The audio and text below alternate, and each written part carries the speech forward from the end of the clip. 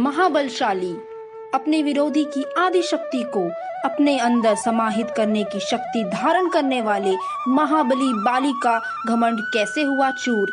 आइए जानते हैं एक अद्भुत युद्ध के बारे में। नमस्कार, स्वागत है आपका अपने YouTube चैनल ज्ञानकारी तथ्य में। हनुमान और महाबली बाली के युद्ध की हमें एक कथा मिलती है। पौराणिक कथाओं के सागर में आज हम सुनते हैं एक अद्भुत युद्ध की कहानी। हनुमान जी उसी वन में राम नाम जप तपस्या कर रहे थे। बाली की आवाज से उनकी तपस्या में विघ्न हो रहा था।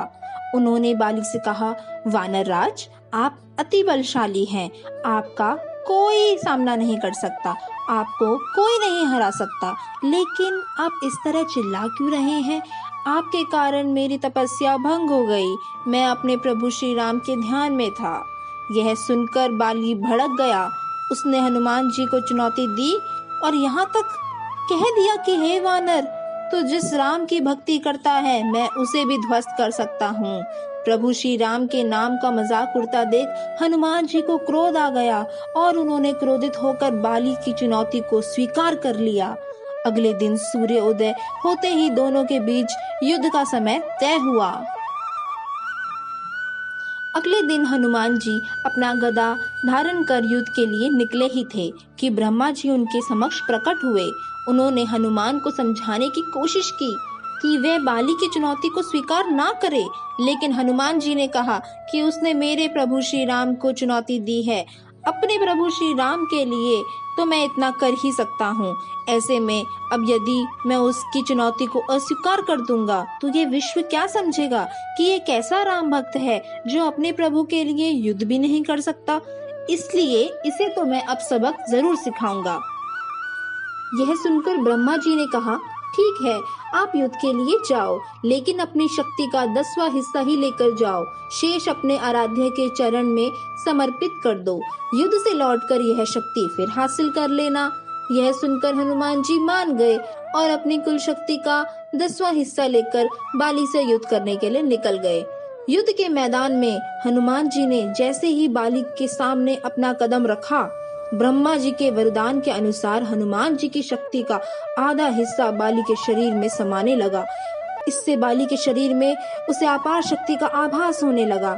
उसे लगा जैसे ताकत का कोई समंदर शरीर में हिलोरे ले रहा हो।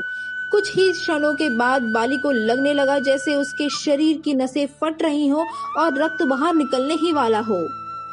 तभी अचानक ही वहाँ ब्रह्मा जी प्रकट हुए और उन्होंने बाली से कहा कि खुद को जिंदा रखना चाहते हो तो तुरंत ही हनुमान से कोसों दूर भाग जाओ, अन्यथा तुम्हारा शरीर फट जाएगा। बाली को समझ में नहीं आया, लेकिन वह ब्रह्मा जी को यूं प्रकट देखकर समझ गया कि कुछ गड़बड़ है और वह वहां से तुरंत भाग ही खड़ा हुआ। बहुत दूर जाने के बाद उसे राहत मिली, शरीर में हल्कापन लगने लगा। तब उसने देखा कि ब्रह्मा जी उसके सामने खड़े हैं। तब ब्रह्मा जी ने कहा कि तुम खुद को विश्व में सबसे शक्तिशाली समझते हो, लेकिन तुम्हारा शरीर हनुमान की शक्ति का छोटा सा हिस्सा भी नहीं संभाल पा रहा।